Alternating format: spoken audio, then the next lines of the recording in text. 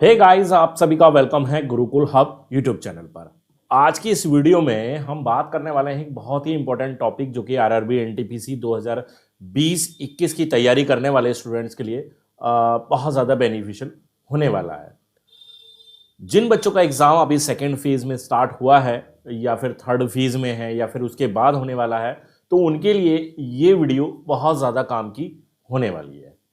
सीधे टॉपिक पर आ जाते हैं कि इस वक्त अफवाहों से आपको बहुत ज़्यादा बचकर रहने की ज़रूरत है। किस तरह की अफवाह?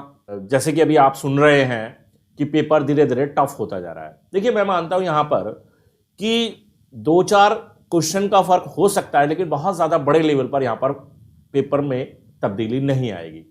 हमारे पास कोई ऐसा प्रमाण नहीं है, कोई ऐसा प्रूफ नहीं है, या किसी भी एजुकेटर के पास या किसी भी यूट्यूब चैनल के पास ये एक पुख्ता प्रमाण नहीं है कि 28, 29, 30, 31 तारीख में जो पेपर हुआ वो बहुत आसान हुआ और अब जो पेपर आ रहे हैं वो टफ आ रहे हैं। देखिए, एक बात तो मैं सबसे पहले ये कह दूं कि किसी भी शिफ्ट का कोई भी पेपर अभी तक बाहर नहीं आया है ना।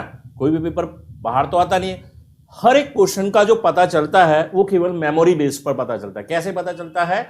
कि स्टूडेंट आकर टीचर को बता रहा है कि आज मेरे पेपर में ये 100 सवाल हुए।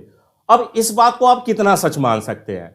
भाई, क्या आपसे मैं एक सवाल पूछता हूं कि आपकी परीक्षा में कौन कौन से 100 सवाल पूछे गए, क्या आप वो बता पाएंगे? मैं आपको एक चैलेंज देता हूं कि आप 20 सवालों के बता दीजिए कि 20 सवाल आपके परीक्षा में कौन कौन से पूछे गए। एग्जैक्टली नहीं बता पाएंगे।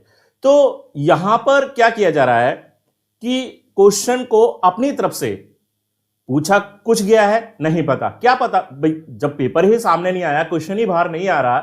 ऑनलाइन पेपर में ये तो चीज है कि ट्रांसपेरेंसी नहीं है कि एग्जाम में क्या क्वेश्चन पूछा गया। ठीक है, तो जब क्वेश्चन पेपर ही बाहर नहीं आया अभी फिलहाल, तो हम कैसे 100 क्वेश्चन बता सकते हैं कि शिफ्ट आज 16 जनवरी की शिफ्ट 1 में ये सवाल पूछा गया, 16 दिसंबर की सेकंड शिफ्ट पे ये सवाल पूछे गए। तो ये सब मनगढ़ंत क्वेश्चंस है, इनका वास्तविकता से कोई संबंध नहीं है।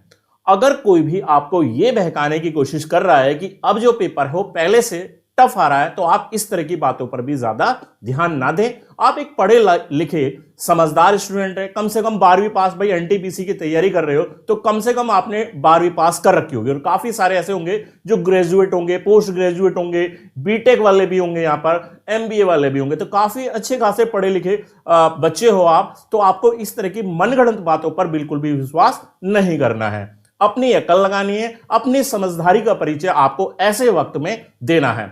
ठीक है, तो पेपर का जो लेवल है, मैं एक इतना कह सकता हूं कि जो 28 दिसंबर से जो पेपर शुरू हुआ है और आपके मार्च में आएगा, मुश्किल से मुश्किल पूरे पेपर में 10 नंबर का फर्क आ सकता है। कि मान लीजिए उस पेपर में अगर कोई बच्चा 80 अटेम्प्ट करता है, तो अब जो पेपर है उसमें वो जो आगे आने वाले दिनों में आएगा उसमें 70 अटेम्प्ट कर पाएगा। ठीक है, एक तो ये बात कि ठीक है, ये जो आपको बहकाया जा रहा है, एक तो ये बात। एक दूसरी बात, काफी सारे बच्चे कह रहे हैं कि जी मैंने एक बंदा देखा है, वो एक चैनल पर पढ़ रहा था या उस फनाले कोर्स में पढ़ रहा था, उसने कहा आज मैंने 98 अटेम्प्ट किए।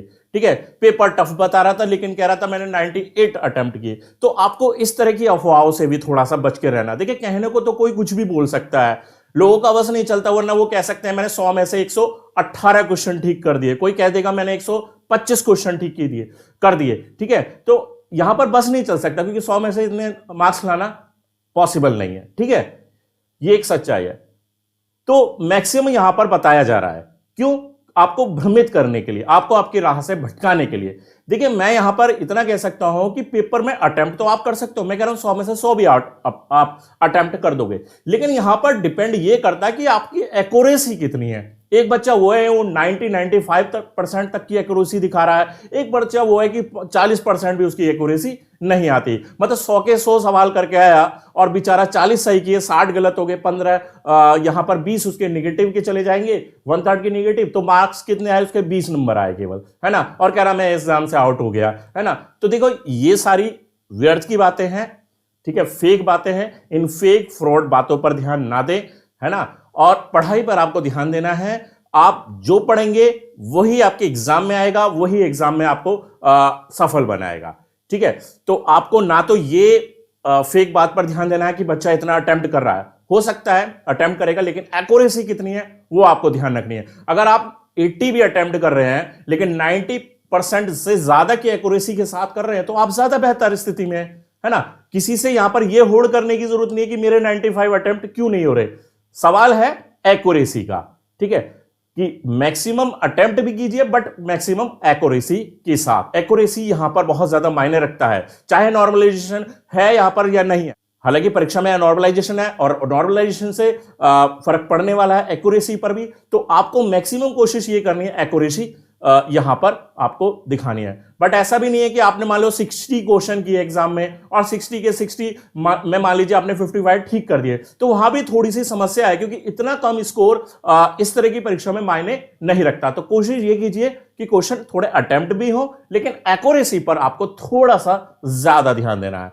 जिन बच्चों की अभी परीक्षा नहीं है, सेकंड फेज में है, या फिर अभी फरवरी में आपकी परीक्षा होने वाली है, या फिर मार्च में है, तो आपके पास समय है। समय बाद योजना बनाकर, एक टारगेट बनाकर, एक टाइम टेबल को सेट करके आप एक एक चीज को क्लियर कीजिए, एक एक सब्जेक्ट को क्लियर कीजिए, एक एक टॉपिक को क्लियर करके चलिए, ठीक है। जो भी आपको थोड़ा सा भी रफली आइडिया मिल रहा है, मैं ये नहीं कहता कि 100% देखो आपको पूरे पेपर का पता चल पाएगा। तो जिस भी तरीके से आपको बेस्ट लगता है अपनी प्रिपरेशन को बेहतर बनाइए। मैं हमेशा बोलता हूं कि एक छोटे छोटे स्लाइड्स में टाइम को मैनेज करते हुए, एक टारगेट बनाते हुए, है ना, और अपने आप को प्रिपेयर कीजिए। यहां पर मॉक टेस्ट पर थोड़ा ज्यादा ध्यान दीजिए, मॉक टेस्ट बहुत ज्यादा जरूरी है। कुछ बच्चे मॉक टेस्ट नहीं लगा रहे हैं, ठीक है, तो मॉक टेस्ट को लगाना बहुत ज्यादा जरूरी है और साथ ही साथ उसको एनालाइज करना भी बहुत ज्यादा जरूरी है। कुछ बच्चे कंटिन्यू तैयारी कर रहे हैं लेकिन वही 55-60 तक का स्कोर है, तो वो वही है, रीजन वही है कि मॉक टेस्ट लगा रहे हैं बट उसको एनालाइज अपने हिसाब से नहीं कर पा रहे हैं। वीडियो में आगे बढ़ने से पहले मैं आपको बता दूं कि अनअकैडमी पर रेलवे ग्रुप डी एग्जाम को लेकर फ्री टेस्ट सीरीज चल रही है, जो कि 9 जनवरी से स्टार्ट हुआ था पहला मॉक टेस्ट, और सुबह 10 बजे ये हो चुका है। और आज 16 जनवरी अगर आप ये वीडियो देख रहे हैं तो ये मॉक टेस्ट भी सुबह 10 बजे हो चुका है। अभी जो मॉक टेस्ट है, 2 मॉक टेस्ट अभी फिलहाल इस मंथ में बाकी हैं, ठीक है। तो वो मॉक टेस्ट है, थर्ड मॉक टेस्ट 23 जनवरी को होगा सुबह 10 बजे, और उसके बाद 30 जनवरी को भी एक मॉक टेस्ट होगा, फोर्थ मॉक टेस्ट, वो भी सुबह 10 बजे। और ये मॉक टेस्ट बिल्कुल फ्री है, फ्री में आप ज्वाइन कर सकते हैं, इनका कोई चार्ज आपको पे नहीं करना है। लिंक मैंने डिस्क्रिप्शन में आपको दे रखा है। अगर आप मुझे अनअकैडमी पर फॉलो करना चाहते हैं तो उसका लिंक भी आपको मिल जाएगा, और वहां से भी आप सीधे मेरे प्रोफाइल पर जाकर आप मेरी क्लासेस को भी वहां पर ले सकते हैं। वहां पर मेरी प्लस क्लासेस भी चल रही हैं और साथ ही फ्री क्लासेस भी मैं वहां पर आपको प्रोवाइड कराकर चल रहा हूं। अगर आप प्लस क्लास के साथ जुड़ना चाहते हैं तो मेरा रेफरल कोड है MOHIT मोहित YT10, इसको लगाकर आप वहां पर डिस्काउंट भी हासिल कर सकते हैं। तो स्टूडेंट्स, फाइनली इस वीडियो में बस मैं इतना ही कहूंगा कि कोई भी इधर उधर की बात पर ध्यान नहीं देना है, ठीक है। अपनी अकल लगानी है, पेपर आसान आए टफ आए, आपके सामने 100 क्वेश्चन का चैलेंज है, आपको 100 क्वेश्चन का चैलेंज उस 90 मिनट के अंदर कंप्लीट करना है। आप 90 अटेम्प्ट करें, आप 80 अटेम्प्ट करें, मायने नहीं रखता आपने एक्यूरेसी किस लेवल पर दिखाई है ना। तो मैं यहां कहूंगा कि जो भी पढ़ रहे हो उसको परफेक्शन के साथ पढ़ो, है ना, ताकि ज्यादा से ज्यादा आप एक्यूरेसी वहां पर दिखा पाओ, क्योंकि एक्यूरेसी ही आपकी वहां पर ज्यादा मायने रखती है। तो आज की वीडियो में बस इतना ही था। वीडियो अगर पसंद आई हो तो वीडियो को लाइक जरूर से कर देना, शेयर कर देना दोस्तों के साथ, और चैनल को सब्सक्राइब नहीं किया है तो गुरुकुल हब यूट्यूब चैनल को सब्सक्राइब भी कर दीजिए, और साथ ही बेल आइकन दबा दीजिए ताकि ऑल वीडियोज के नोटिफिकेशन आपको टाइम से मिलते रहे। धन्यवाद।